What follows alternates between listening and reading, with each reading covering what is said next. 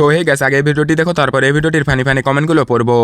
মানুষ কতটা নির্লজ্জ হলে বিনা নিমন্ত্রণে শ্রাদ্ধ বাড়িতে যায়, মানে যতদিন যাচ্ছে মনে হচ্ছে নতুন নতুন এক্সপিরিয়েন্স হচ্ছে। তো যাই হোক, কিভাবে বিনা নিমন্ত্রণে শ্রাদ্ধ বাড়িতে গেলাম সেটাই আজকে বলবো। এবার আমি দেখো, বেসিক্যালি অনুষ্ঠানটা যেদিন ছিল তার আগের দিনই হঠাৎ করে আমার বান্ধবীরা আমার বাড়িতে চলে আসে, মানে আমাকে সারপ্রাইজ দিতে। এবার যেহেতু ওই দিন দুপুরে আমাদের নিমন্ত্রণ ছিল, তো যেই বাড়িতে অনুষ্ঠান ছিল সেই বাড়ির কাকা কাকিমা প্রচুর বার করে ফোন করে আর বলে যে বাড়ি যারা যারা আছে, মানে বন্ধু বান্ধবী সবাইকে নিয়ে আসতে। মানে এক কথায় কি এটা বিনা নিমন্ত্রণে শ্রাদ্ধ বাড়ি বলা যেতে পারে? আমি তো বুঝতে পারছি না, কারণ আগে থেকে নিমন্ত্রণ না থাকলেও ওই দিন কিন্তু সবাই নিমন্ত্রণ করেই দিয়েছিল সবাইকে। আর হ্যাঁ, এটাও বলে রাখি যে ভিডিওটা কিন্তু আমার শরীর খারাপ হওয়ার আগে। এখন যেহেতু আমি বেড রেস্টে আছি, তো তেমন কোনো ভিডিও করতে পারছি না, ভাবলাম এই পুরো ভিডিওটা গ্যালারিতে পড়ে রয়েছে, একটু পোস্ট করে ফেলি।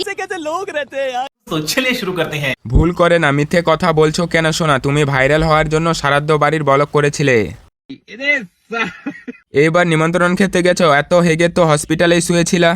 বলেন কি? আসলে পয়সাটা তো তুলতে হবে নার্সিংহোমের, তাই ভিডিও পোস্ট করেছে মামনি। ঠিক বলেছো।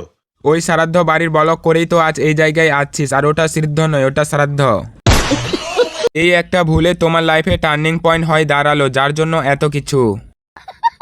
শ্রাদ্ধ বাড়ির ভিডিও থেকেই তো এত উন্নতি, তাই আবার একটা শ্রাদ্ধ বাড়ির ব্লগ বানিয়ে নিলে ভাবলে আবার ভাইরাল হবে। তোমার না শরীর খারাপ, তুমি কি ভেবে শ্রাদ্ধ বাড়ি গেলে গো? আমি বলুম না, আমার শরম করে।